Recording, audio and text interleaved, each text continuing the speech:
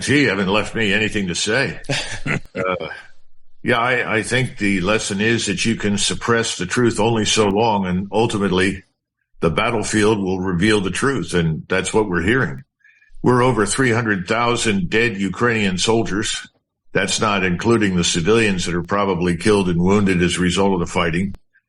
The Ukrainians have lost roughly 10,000 armored fighting vehicles, including self-propelled guns and tanks and other kinds of equipment. And we've lost, at least to this point, at least $70 billion of the $118 billion allocated for Ukraine. And I don't know how many Americans, Germans, Frenchmen, Brits in NATO uniform who've been operating in Ukrainian staffs and organizations have been killed. We won't know that for a long time, but I'm sure we've had several casualties. But the bottom line is the whole thing is falling apart. And I don't know where they're going to get a counterattack from, especially after the last 48 hours. The Russians destroyed 9 Ukrainian brigade headquarters, 200 tons of ammunition, and wiped out a substantial portion of whatever remained of Ukraine's air defense network. So once the mud dries, right now, if you're in Ukraine and you step off the road, you sink up to your waist or chest in mud. Oof. If you're in a tank or an armored fighting vehicle, you sink, nothing moves.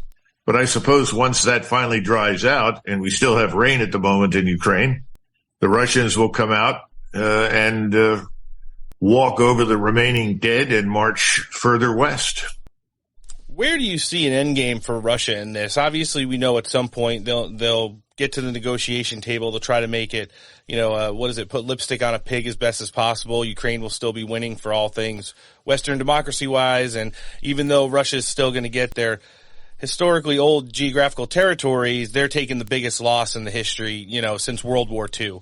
And once that happens, what is the reality of how this area is going to be reshaped? Especially, you had the NATO chief in the last 2 weeks make his first trip to Kiev since the conflict started and said it doesn't matter if all the NATO members want it or not. The rest of the world wants Ukraine to be in NATO, so that's pretty much the end game for them.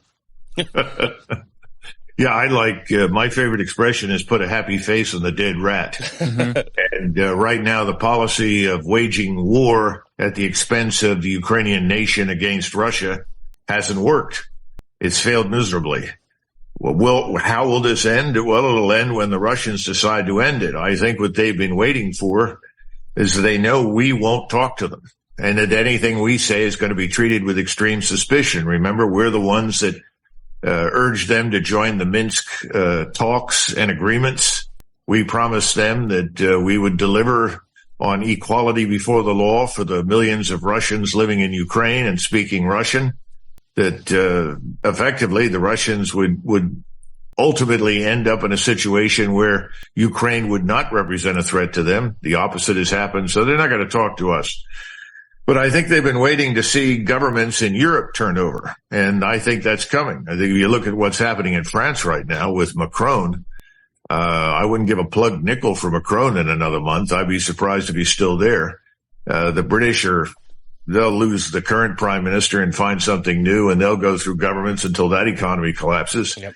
The real question is what happens in Berlin with Scholz, who is probably the most uninteresting, unimaginative, and unimpressive leader Germany has had, certainly in the last 1,000 years that I can recollect. So they may be willing to talk to the Europeans. Now, what do the Russians want? Well, they want a Ukraine that's not a threat to Russia, just as we would like a Mexico that's not a threat to us. Correct. I don't know how they'll get it without marching all the way to the Polish border. And I think increasingly in Moscow, that's what people are talking about. They don't want to, because I don't think the Russians want to govern real Ukrainians. And the majority of real Ukrainians, those that are left, are west of the river. Right. Most of the people east of the river, of the Dnieper, are Russified, as they say. In other words, they speak Russian. Culturally, they're Russian. And if you looked at the electoral maps for years, they were quite willing to join Russia. So the bottom line is, what do they do about the people in the West? They'd like them to be neutral. Who's going to guarantee that? We're certainly not going to guarantee it. So it's up to the countries that border Russia, and primarily Germany and France, to sign on for something that guarantees that the neutrality of this sort of rump Ukrainian state. But there's another problem. and this is one that you hinted at when you asked your question. What happens to Ukraine? I mean, we know that Larry Fink at BlackRock and his friends all thought that they were going to cash in big time, buy up everything that was left in Ukraine and exploit the region and the population forever. That's not going to happen now. It looks like Xi has offered to help rebuild the place, provided Zelensky will come to terms with the Russians. But Zelensky can't really do that without probably being hanged himself for doing so.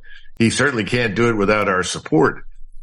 There are probably 18 million people left in Ukraine at this point. There were originally 30.5 million, 34.5 million. And if you go back to the early 1990s, there were over 80 million people living in the place. Right. So there's not much of Ukraine left. It's in ruins. Its population is left, and everybody coming out of the place insists they'll never go back. Mm-hmm. So we've destroyed Ukraine. Well done, Washington, while the rest of Europe looks on. And, oh, by the way, don't worry about Ukraine anymore because it's time to prepare for war with China.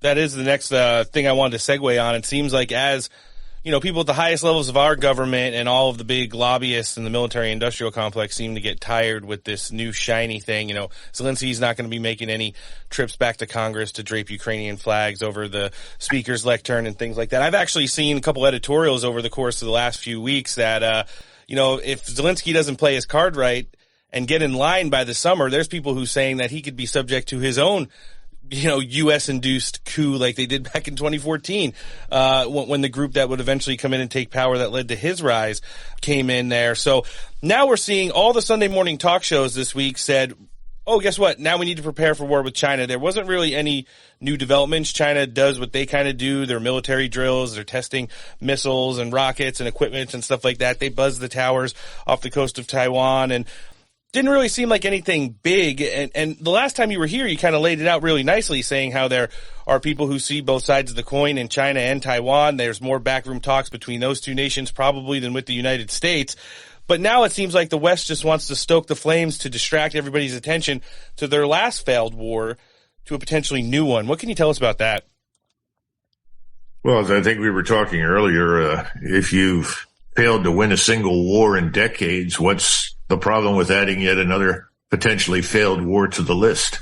So I guess that's the justification or rationale for adding China. Look, the people in Washington want to keep the money flowing.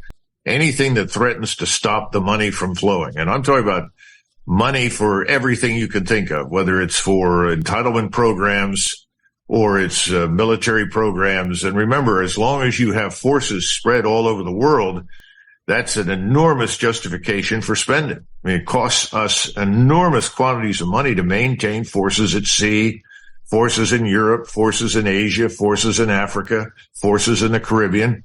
All of these things must continue to sustain this enormous overhead of wasteful bureaucracy and politicians that we've created in D.C. Right. So clearly that's a big part of it. But I think Americans need to understand there's really no evidence whatsoever for any aggressive action on the ground or at sea by the Chinese military against us. Certainly nothing planned to go after Taiwan. That's absurd. And if you know anything about Taiwan, most of the island is mountainous. Yep. And there are only maybe one or two beaches where you can comfortably land. This place is still 100 miles of water away from China. The last thing the Chinese need right now is a war. 1 out of every Chinese male under the age of 30 and over the age of 18 is out of work. Xi can't produce enough employment. The shadow banking structure has been largely erased, so credit is drying up in China. The expansion is over. That's why Xi has been concentrating power, not to deal with us, although he has to defend against us in his mind. His biggest problem is inside China. Look, you got 1.4 billion people. Michael Farber likes to say there are, 4 or 5 versions of the United States inside China. Yeah. Every morning, Xi wakes up, and what's his principal nightmare? Dynastic change, that he'll be overthrown internally by hundreds of millions of starving, unhappy people. That's what he worries about. So he's worried about feeding everybody, protecting everybody, and housing everybody. That's a tough job when you got 1.4 billion people. I don't think he's got much time left over for anything else. No, and there were definitely talks earlier in the spring before his re-election. There was some dissent and unhappiness within the government of China towards his leadership when it came to taking care of things domestically instead of, extending the tentacles of the CCP throughout the course of the world. Colonel, last thing I wanted to ask you, we haven't touched on it too much with you, domestic politics here. Does anybody in the 2024 general election cycle that's running right now, especially in the Republican primary, when it comes to their foreign policy, have something that, brings to the table ideals that's going to, kind of get this war footing that we've fallen back into under the Biden administration back on track? Other than Donald Trump, no. Donald Trump has taken the same position he did while he was president. He just didn't have much success in implementing any of it. And that is that we don't need to be everyone else's first responder. We do not need to police the globe. We need first and foremost to protect the United States. That means its borders, its population. He wanted to do what Xi is trying to do with great difficulty. That is protect us, house us, provide a decent standard of living, employment, and so forth for the American people. Now, when you look at DeSantis, I listened to him a few months ago, and he made the statement, much to my surprise, that we had no vital strategic interest in Ukraine that justified the presence of any U.S. forces under any circumstances. And then within a few days, he reappeared and said, I was wrong. We absolutely have to be there.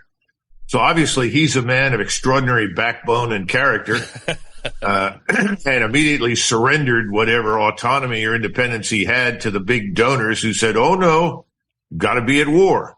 Nikki Haley is probably just a little bit to the right of Hillary Clinton, but not enough to make much difference. Yeah. So what have you got on the so-called Republican side? I don't see anything.